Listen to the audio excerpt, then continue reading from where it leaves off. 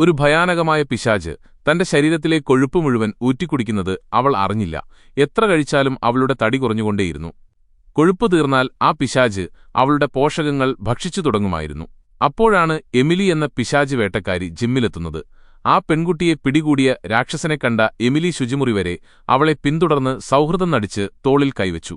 ഉടൻ തന്നെ എമിലിയുടെ ശരീരത്തിലെ പച്ചകുത്തൽ ആ പെൺകുട്ടിയുടെ മേലേക്ക് പടർന്നു. അതേസമയം മറ്റൊരു സ്ത്രീ വ്യായാമം ചെയ്യുമ്പോൾ തടി കൂടുകയും മെഷീനിൽ നിന്ന് കറുത്ത പുക ഉയരുകയും ചെയ്തു.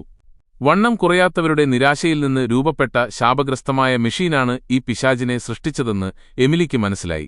ആ സ്ത്രീയെ പിശാച് പൂർണ്ണമായി കീഴടക്കിയപ്പോൾ എമിലി ഭയന്നില്ല, മറിച്ച് സ്വന്തം വിരൽ മുറിച്ച് രക്തം തറയിലിട്ടിച്ചു. രക്തഗന്ധം മണത്ത പിശാച് പെൺകുട്ടിയുടെ ശരീരത്തിൽ നിന്ന് പുറത്തുവന്നെങ്കിലും എമിലിയെ പിടികൂടാൻ ശ്രമിച്ചു. ആ സമയം അവിടെയെത്തിയ ഒരു യുവാവ് എമിലിയെ സഹായിക്കുകയും ജിമ്മിലെ ഡംബൽ ഉപയോഗിച്ച് ആ ശാപഗ്രസ്തമായ വെയിൻ മെഷീൻ തകർക്കുകയും ചെയ്തു.